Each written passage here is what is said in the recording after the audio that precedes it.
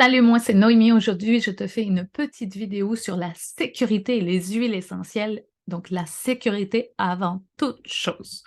Première chose, si tu as une condition particulière, une condition médicale particulière, je te demande de te référer à ton professionnel de la santé ou de te référer à ton pharmacien. Je ne suis pas médecin, je m'appelle Noémie Landreau, je suis hypnothérapeute et spécialiste en aromathérapie pour te guider. Certaines huiles peuvent interagir avec certains médicaments. Donc, si tu en prends, discute avec ton professionnel et respecte la loi du 2 heures avant ou 2 heures après la prise de tes médicaments. Tu peux utiliser des huiles essentielles 2 heures avant la prise d'un médicament ou 2 heures après, ça t'évite toute interaction. Les huiles essentielles, tu peux les utiliser de 3 choses. Première précision, je te parle ici uniquement des huiles essentielles de doTERRA. Je ne te parle pas de d'autres marques. Pourquoi? Parce que les huiles essentielles de doTERRA, je peux te garantir la qualité. Il n'y a pas de polluants, il n'y a pas d'additifs, il n'y a pas de diluants à l'intérieur.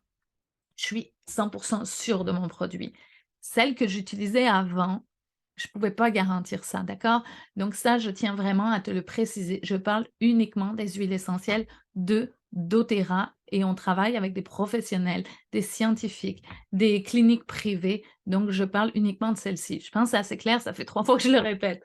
Ça veut dire que ces huiles-là, tu peux les utiliser pour certaines, pas toutes, en interne, sur la peau, avec dilution, certaines sans dilution, et il y en a que et la majorité, en fait, tu peux les utiliser en inhalation, ça veut dire pour respirer. Les huiles d'agrumes sur la peau, on ne s'expose pas au soleil 12 heures après, avant 12 heures d'une utilisation d'une huile d'agrumes sur la peau.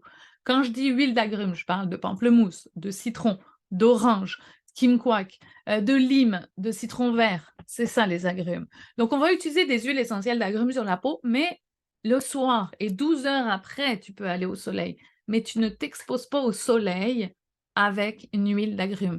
Photosensible au soleil, ça veut dire quoi? C'est que ça peut brûler, ça peut faire des cloques, ça peut faire des taches sur la peau, donc on respecte cette norme-là. Certaines huiles sont dermocaustiques. C'est quoi ce beau mot-là? Ça veut dire que c'est des huiles qui vont brûler ta peau. Donc, les huiles dermocaustiques, c'est des huiles dites chaudes aussi. Donc, clou de girofle, cannelle, origan, on ne met pas pur sur la peau. On les dilue avec de l'huile végétale. Moi, j'adore utiliser l'huile de coco fractionnée, c'est liquide. Donc, on dilue nos huiles. Quand on parle de chambre de dilution, dis-toi que certaines personnes sont très sensibles, d'autres moins sensibles. On a tous un corps qui est différent, on a tous une peau différente. Donc, tu fais un petit test, idéalement sur le creux du bras. C'est un endroit super intéressant pour tester, voir si tu ne réagis pas à des huiles. Je t'annonce que tu peux être allergique à tout dans la vie, à un pull, à quelque chose que tu manges, et oui, à des huiles essentielles. Comme n'importe quoi dans la vie, on ne sait pas à quoi on peut être allergique. Cependant, tu ne peux pas être allergique à toutes les huiles essentielles, sinon tu ne pourrais pas respirer dehors. Donc, quand tu utilises une nouvelle huile essentielle, fais un petit test sur le creux du bras, attends 30 minutes, regarde si tu réagis et go, si tu ne réagis pas, tu peux l'utiliser. Donc, l'huile, on dilue. Si on a un doute, de toute façon, oui, il y en a qu'on peut utiliser pure. Comment on le sait? Ben, réfère-toi à ta conseillère ou dans les petits livres de doTERRA, tout est indiqué. Pur sur la peau, en inhalation, avec dilution, sans dilution, tout est indiqué. Si tu l'utilises sur la peau, il y a une charte de dilution qu'on doit respecter selon l'âge des enfants et des adultes.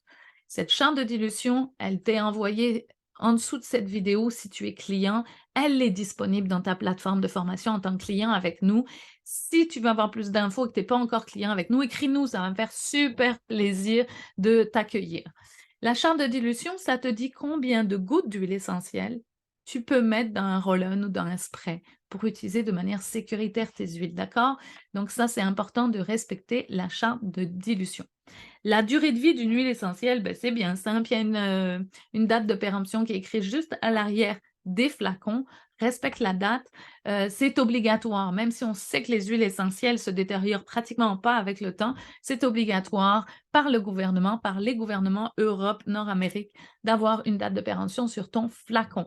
Donc, tu n'exposes pas ton flacon en plein cœur de soleil, à la grande chaleur ou au grand froid. Tu la conserves chez toi. Moi, j'ai une petite étagère, j'ai une boîte aussi. Tu la conserves chez toi à une température stable, tout simplement.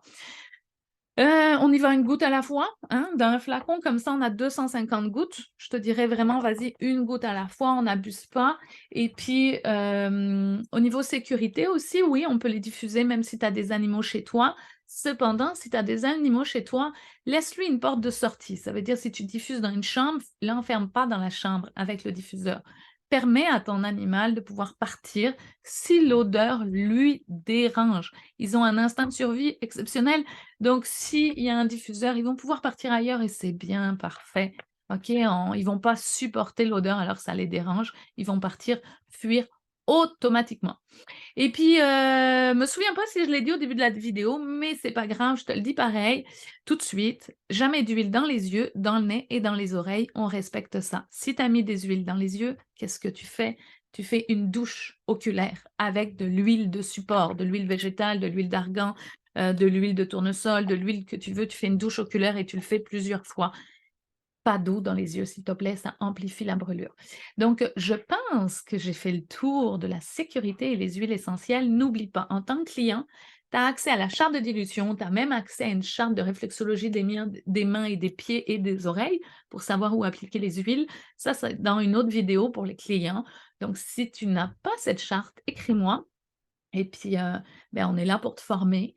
Donc, si tu veux nous rejoindre, et que tu n'es pas encore client, écris-nous et il va faire plaisir de t'accompagner et t'éduquer au quotidien pour prendre soin de toi le plus naturellement possible. Je te souhaite une belle journée et rendez-vous pour les prochaines capsules. Bye bye.